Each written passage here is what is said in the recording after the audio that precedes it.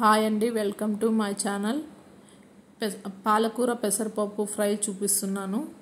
కావాల్సిన పదార్థాలు: పొయ్యి మీద బాండిల్ పెట్టుకొని ఆవాలు, కరివేపాకు, జీలకర్ర వేసుకోవాలి. ఆనియన్స్ వేసుకొని బాగా మగ్గిన తర్వాత టమోటా వేసుకోవాలి. టమోటా బాగా కలుపుకొని తర్వాత పసుపు, ఉప్పు వేసుకోవాలి. పసుపు, ఉప్పు వేసుకోవాలి. వేసి బాగా కలుపుకోండి.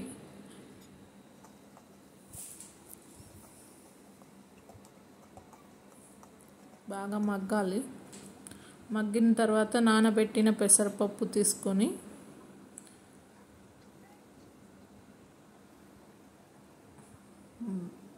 బాగా కలపాలి.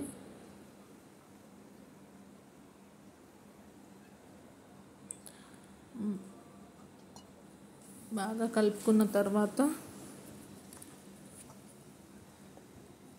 మగ్గాలి. అది కూడా మగ్గాలి కొంతసేపు.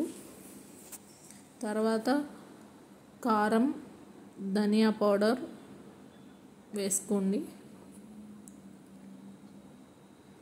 అది బాగా కలుపుకున్న తర్వాత పాలకూర, కడిగి పెట్టుకున్న పాలకూర వేసుకొని కాసేపు మగ్గనిచ్చిన తర్వాత వాటర్ పోసుకోవాలి. వాటర్ పోసుకున్న తర్వాత ఒక 10 నిమిషాలు తెల్లగడ్డ వేసుకోవాలి. 5 నిమిషాలు 10 నిమిషాలు పెట్టుకోవాలి. కర్రీ నచ్చితే లైక్ చేసి, షేర్ చేసి, సబ్స్క్రైబ్ చేయండి. Please watch it.